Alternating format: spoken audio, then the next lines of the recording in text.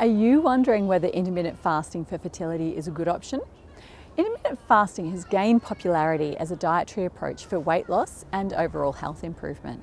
But if it was so perfect, wouldn't everyone be doing it? If you're confused about whether or not it's right for you, you're not alone. In today's episode of Nourish, we'll discuss some of the pros and cons of intermittent fasting, as well as providing some insight on who it may be right for and who should give it a miss. So if you're trying to conceive and interested in intermittent fasting, stay tuned.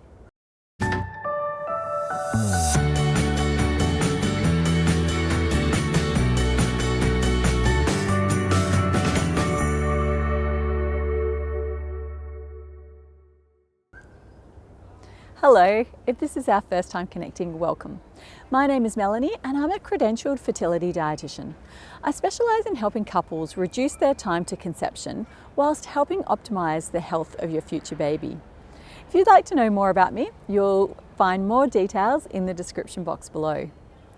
Now before we get started, I'd love to know, have you tried intermittent fasting before? Please let me know in the comments. Now, I'm frequently asked, especially on my social media channels, whether intermittent fasting is a good option for fertility. However, it's kind of like asking whether or not you should get glasses. I would ask you, well, how's your eyesight? Do you need glasses? Would contact lenses be a better option? Or maybe corrective surgery? Or maybe you already have 10 out of 10 vision, but it just hasn't been tested yet. And if you are going to get glasses, which type will you get? Do you need bifocals or multifocals? There's so many options. You see, intermittent fasting is simply an eating pattern that cycles between periods of fasting and eating. The reality is that we all do this every day. We fast overnight while we sleep, and then we eat during the day. But when people talk about intermittent fasting, they're usually referring to one of the intermittent fasting diets. There's a plethora of these days, but some of the most popular intermittent fasting diets include the 16-8 method, which includes fasting for 16 hours and then eating within an 8-hour window. The 5-2 diet, which includes eating normally for 5 days a week and restricting to usually around 500 calories a day for 2 days. And the Eat Stop Eat diet, which includes fasting for a full 24 hours once or twice a week. And there's even a huge variety when it comes to these diets. For example, with the 16-8 method, what times are you going to fast and what times will you eat?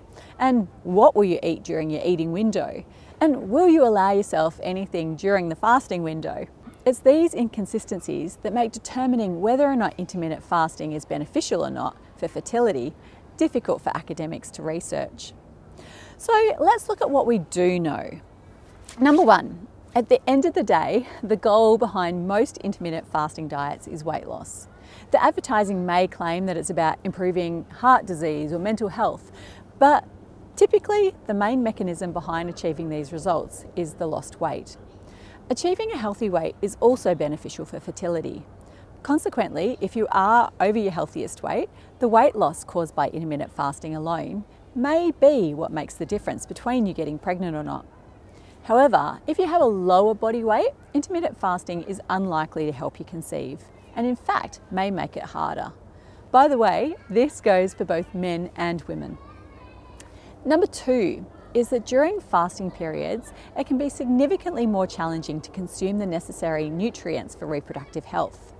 Essential nutrients such as folate, iron and zinc are vital for fertility and your overall health. And if your nutritional intake is compromised, it may make it harder to conceive or may impact the long-term health of the baby that you have conceived. Thirdly, research is now showing that it's not just how long you eat and fast for, but optimizing those times with our circadian rhythm. For example, women who work shift work and eat overnight, then fast all day, have increased risks of infertility. Emerging research suggests that the ideal scenario is to eat our largest meals earlier in the day with smaller meals later in the afternoon, and that it's best to eat during daylight hours.